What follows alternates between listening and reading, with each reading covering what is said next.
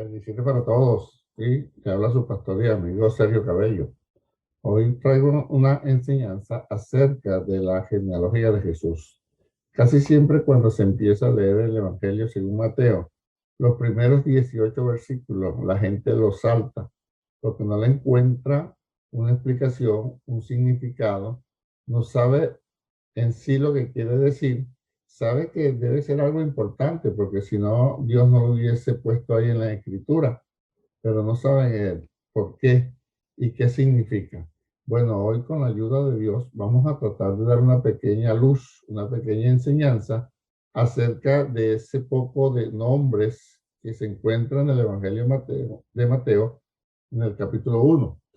Habla sobre la genealogía de Jesús. Voy a leerle textualmente algo que escribí porque quiero que así lo reciba.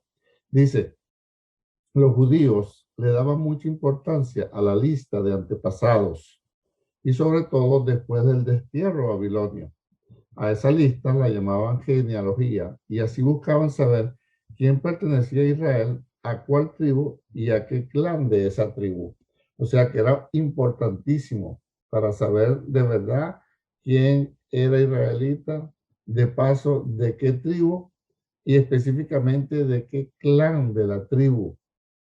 Y sobre todo cuando fueron deportados a Babilonia, allá durante 70 años. Entonces, cuando ellos regresaron del exilio, del destierro, entonces eso daba mucho valor. ¿De dónde eres tú? ¿De quién desciendes tú? ¿Qué derecho tienes tú? ¿Por qué tú estás exigiendo esto? Entonces la gente apelaba a su genealogía, a sus antepasados. Yo desciendo de fulano, fulano desciende de fulano, y así sucesivamente. Bueno, en esta primera parte vamos a ver que Mateo está hablando para demostrar que Jesucristo era el rey de Israel y que a él le tocaba el trono. ¿Cómo sabemos esto? Porque la Biblia nos enseña que Jesucristo es el Rey de Reyes y Señor de Señores, pero acá físicamente, terrenalmente, a él también le tocaba el cetro de Israel, y específicamente en el caso de David se buscaba demostrar que él era el descendiente del rey David. O sea, Mateo está tratando de demostrar que Jesucristo es descendiente del rey David, por lo tanto, un rey legítimo al trono de Israel. Vamos a ver entonces el desarrollo de esta enseñanza. Mateo en su evangelio le escribe a la comunidad judía, ya que regularmente dice en su evangelio la expresión para que se cumpliese la escritura, o lo dicho por el profeta, o como está escrito, dando a entender que a los que le estaba escribiendo sabían del Antiguo Testamento. Sí, cuando usted ve, por lo menos eh, Lucas le escribió a los gentiles. Entonces vemos que Mateo le escribe a la gente judía o gente conocedora del Antiguo Testamento, porque él siempre refiere, como dice la Escritura, y esto se dijo para que se cumpliera lo que dijo el profeta o como está escrito. Entonces sabemos por esas expresiones que Mateo le estaba escribiendo a gente que conocía del Antiguo Testamento. Entonces, teniendo esto como base de que una genealogía es una lista de antepasados, que los israelitas le ponían mucho cuidado a esto porque, sobre todo después del destierro a Babilonia durante 70 años, ellos querían saber de verdad quién era de Israel, de qué tribu descendía, de qué clan y qué derechos le asistía por ser descendiente de determinadas personas. Y Jesús le correspondía el trono por ser descendiente de Jesús. Entonces, vamos a ver ¿qué es lo que busca Mateo con esto entonces? Por eso comienza su evangelio con una lista de nombres que busca demostrar quiénes eran los antepasados de Jesús y que le correspondía el trono de Israel. Ese es el principal objetivo. Cuando Mateo empieza a nombrar todo ese poco de nombres, era su objetivo principal en ese, aparte, en ese capítulo 1 del Evangelio, demostrar quiénes eran los antepasados de Jesús y que le correspondía el trono de Israel. Teniendo esto ya como base, perdón, estudiemos esos nombres para ver su importancia. Entonces vamos a leer Mateo capítulo 1, verso 1, dice así: Esta es una lista de los antepasados de Jesucristo que fue descendiente de David y de Abraham. Primer punto, los dos antepasados con mayor relevancia del Señor Jesús fueron David y Abraham. Perdón. En orden cronológico sería primero Abraham, ¿verdad? Y luego David. Ok, entonces vamos a ver qué dos cosas prometió Dios a Abraham. Si Jesús es descendiente de David y David es descendiente de Abraham, entonces vamos a ver qué dos cosas primordiales Dios le prometió a Abraham. La primera la encontramos en Génesis capítulo 15, verso 18, que dice así: aquel mismo día el Señor hizo una alianza con Abraham y le dijo: esta tierra se la daré a tus descendientes, desde el río de Egipto hasta el río grande, el Éufrates. Primer punto, primera promesa, primer pacto de Dios con Abraham. Oiga bien, de Dios con Abraham, no de Abraham con Dios. Dios le dice a Abraham: te voy a dar esta tierra desde el río de Egipto hasta el río grande Éufrates. Génesis capítulo 15, verso 18. La segunda promesa que Dios le da a Abraham la encontramos en Génesis capítulo 17, a partir del verso 4, dice así: esta es la alianza que hago contigo, le dice Dios a Abraham. Tú serás el padre de muchas naciones y ya no va a llamarte Abraham. Desde ahora te llamarás Abraham, porque te voy a ser padre de muchas naciones. Haré que tus descendientes sean muy numerosos, de ti saldrán reyes y naciones. Y sigue diciendo: a ti y a ellos les daré toda la tierra de Canaán, donde ahora vives, como su herencia para siempre, y yo seré su Dios. Génesis capítulo 17, desde el verso 4 al 8.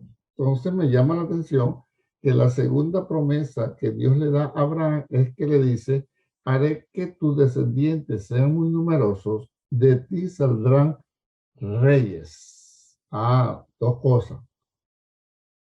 La primera es: te voy a dar esta tierra a ti y a tus descendientes, y de tus descendientes saldrán reyes. Vemos que la primera se cumplió hasta el día de hoy, ¿verdad? Dios le dio la tierra de Canaán a Abraham, se la aseguró nuevamente a su hijo Isaac. Isaac se la aseguró a su hijo Jacob, Jacob a sus 12 hijos, y hasta el día de hoy permanece el pueblo de Israel, porque esa es una promesa. Entonces, si se está cumpliendo la primera, o si se cumplió la primera, debe también cumplirse la segunda, porque Dios no miente y Dios sabe cumplir su promesa. Entonces, las promesas fueron, anótelo por ahí, téngalo pendiente: tierra y reyes de tu descendencia. Vemos que ya la primera se cumplió. Vamos a ver entonces los otros nombres que vienen en la lista que nombra Mateo capítulo 1 para ver que él demuestra que también se cumplió la segunda promesa, que de la descendencia de Abraham iban a salir reyes. Leemos ahora Mateo capítulo 1, versos 2 al 6. Dice así: Abraham fue padre de Isaac, este lo fue de Jacob, y este de Judá y sus hermanos. Judá fue padre de Fares y de Será, y su madre fue Tamar. Fares fue padre de Esrón, y este de Arán. Arán fue padre de Aminadab, este lo fue de Naasón, y este de Salmón. Salmón fue padre de Boz, cuya madre fue Raá. Boz fue padre de Obed, cuya madre fue Ru. Obed fue padre de Jesse, y Jesse fue padre del rey David. Nos paramos acá. Fíjese, desde Abraham hasta David, según la arqueología, según todos los descubrimientos y los conocimientos adquiridos, pasaron aproximadamente unos 1000 años. Quiere decir que pasado 1000 años después que Dios le prometió a Abraham que de su descendencia iban a venir reyes, el primero de esa descendencia que fue un rey fue David. Entonces esto es lo que está buscando Mateo, demostrar: mira, Abraham fue padre de Isaac, Isaac lo fue de Jacob, y este de Judá y sus hermanos. Judá fue padre de Fares y de Será, y su madre fue Tamar. Fares fue padre de Esrón, y este de Aram. Aram fue padre de Aminadab, este lo fue de Naasón y este de Salmón. Salmón fue padre de Boz, cuya madre fue Raá. Boz fue padre de Obed, cuya madre fue Ru. Obed fue padre de Yese y Yese fue padre del rey David. Ok, ya se está cumpliendo. Entonces la segunda promesa, ya tenemos la primera, que era la tierra prometida, la tierra de Canaán, y ahora que de la descendencia de Israel, de Abraham, iban a salir reyes. Entonces sigue diciendo, el rey David fue padre de Salomón, cuya madre fue la que había sido esposa de Urías. Entonces vaya anotando por ahí, ya salió el primer rey, pasado 1000 años aproximadamente de la promesa que Dios le dio a Abraham, sale el primer rey. ¿Cuál fue el primer rey de la descendencia de Abraham? El rey David.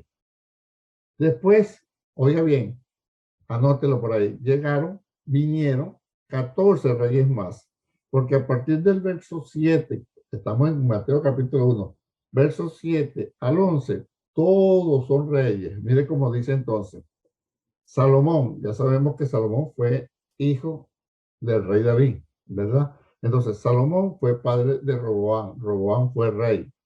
Este lo fue de Abías, Abías fue rey en Judá, y este de Asa, Asa fue rey en Judá.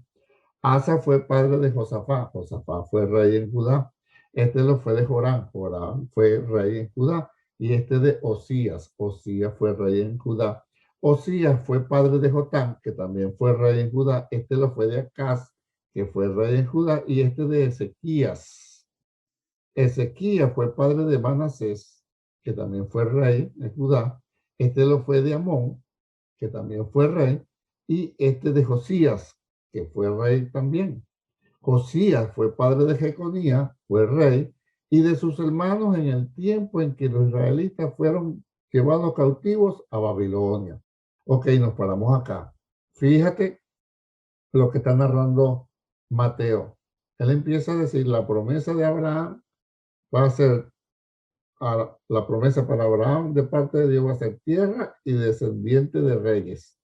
Se cumple la promesa, está la tierra prometida, cuando Josué, ¿verdad?, la captura, se la distribuye y comienza la historia como de Israel como nación. Pasados 1000 años aproximadamente, nace el primer rey que es llamado el rey David, y desde ahí todos los que vienen son reyes. Llegaron 14 reyes más David, entonces serían 15 reyes. Oiga, Dios sabe cumplir su promesa. 15 reyes salen de la descendencia de Abraham, comenzando con David. Y dice que el último antes de la deportación a Babilonia fue Jeconías y de sus hermanos en tiempo en que los israelitas fueron llevados cautivos a Babilonia. Es decir, cuando Nabucodonosor se llevó cautivo a los de Israel para Babilonia, el rey que estaba en ese momento se llamaba Jeconías.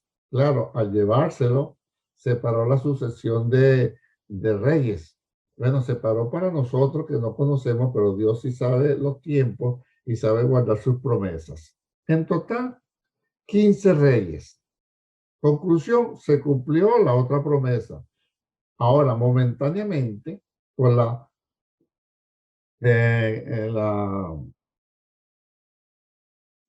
deportación a Babilonia, momentáneamente se para la sucesión de reyes. Después vino la cautividad a Babilonia. Tuvieron 70 años ahí. No hubo rey en Israel. Todo fue un desastre, por decirlo así. No había rey. Luego, sabemos la historia por la Biblia, Antiguo Testamento, cuando Dios usa a Ciro y devuelve a la gente que están en Babilonia, dice, el que quiera volver a Jerusalén, a la tierra de su Dios, y quieran construir un templo, bueno, tienen permiso mío y yo los voy a ayudar y voy a colaborar. Y, oh, wow, muchos se quedaron. Después de 70 años, muchos se quedaron. Yo creo que ya la primera descendencia, la que fue llevada cautiva, murió allá en Babilonia. Pero ya los que venían de esa segunda descendencia, muchos se quedaron, pero muchos regresaron. Y entonces sigue diciendo, ahora el verso 12, dice, después de la cautividad, oiga bien, después de la cautividad, Jeconías, acuérdense que Jeconías fue el último rey que estaba hasta que lo llevaron cautivo, ¿verdad?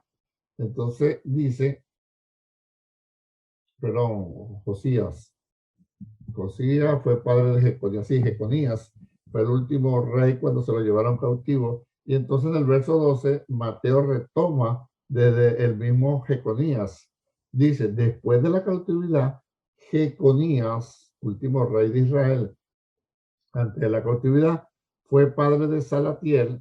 Claro, ya no es rey porque ya no están en Israel, ya no están bajo su autoridad, sino ahora están bajo el gobierno de Roma y otros imperios anteriores después del de Babilonia. Entonces, pero no importa que no hayan sido reyes actuando oficialmente, pero la línea genealógica decía que ellos eran sucesores al trono de Israel. Entonces, después de la cautividad, Jeconías fue padre de Salatiel y este de Zorobabel. Zorobabel fue padre de Abiú, este lo fue de Eliaquén y este de Azor. Azor fue padre de Sadoc, este lo fue de Aquín y este de Eliú. Eliú fue padre de Eleazar, este lo fue de Matán y este de Jacob. Jacob fue padre de José, el marido de María, y ella fue madre de Jesús, al que llamamos el Mesías. Oh, mira lo que está demostrando Mateo acá. Mateo sigue hablando entonces de que Jeconías, el último rey que fue llevado cautivo a Babilonia, después tuvo a Salatiel, y Salatiel tuvo a este, y este tuvo a este, y este tuvo a este, y este tuvo a este, y así fue, y así fue, y así fue, hasta que vino uno llamado Jacob, que fue el padre de José, el marido de María. Y entonces, si era hijo de José, le tocaba en descendencia el trono de Israel. Eso es lo que está demostrando Mateo. Este es Jesús, que es el Cristo, aparte que es el Salvador, aparte que es el Hijo de Dios, aparte que es Dios encarnado, genealógicamente, por su descendencia, por la promesa que Dios le hizo a Abraham, le toca el trono de Israel. Alguien dirá, pero es que José no era el papá biológico de Jesús. Muy buena acotación suya, pero según, oiga bien, según la costumbre de aquel entonces, cuando un niño era acogido por una persona y este se declaraba su padre, tenía todos los derechos de herencia de genealogía, igualito como que si fuese sido un hijo biológico. Por eso es que hay dos genealogías, uno de parte de María, que la narra Lucas, y otra de parte de Mateo, que la narra por parte de Mateo, que llega por medio de José. Entonces, Lucas narra la genealogía por parte de María y Mateo por parte de José. Pero como José tuvo el derecho de padre legítimo de Jesús, de hecho, nace en el seno de ese matrimonio, tiene todos los derechos como rey. Entonces vemos la importancia que Mateo le adjudica a esto, que lo pone en la genealogía. Nadie discutía eso para aquel entonces, nadie criticaba eso. Inclusive al día de hoy, una persona que es adoptado tiene todos los derechos a herencia del padre, porque es adoptado, no hay discriminación, uno más, uno menos, no, todos tienen los mismos derechos de herencia. Esto fue lo que pasó en aquel entonces y por eso es que Mateo, desde un comienzo, empieza narrando la genealogía para demostrar, uno, que Jesús es el Cristo, dos, que es el Hijo de Dios, tres, que es el Salvador, pero que genealógicamente, humanamente, por descendencia, por promesas de Dios a Abraham, también le tocaba el trono de Israel. Bueno, espero que esta enseñanza le haya ayudado a comprender un poco más este poco de nombre y si tiene alguna pregunta o algún comentario lo puede dejar acá y nosotros con mucho gusto le responderemos. También puede compartir esta enseñanza y comunicarse conmigo a través de mi correo electrónico sergiocabello50@hotmail.com. Se lo repito, sergiocabello50@hotmail.com y los invitamos a que se suscriban a nuestro canal para que así reciban siempre las enseñanzas que Dios mediante por este medio estamos llevando a cabo. Que Dios les bendiga, que Dios les guarde, paz, salud y bendiciones y será hasta la próxima enseñanza. Bendiciones para todos.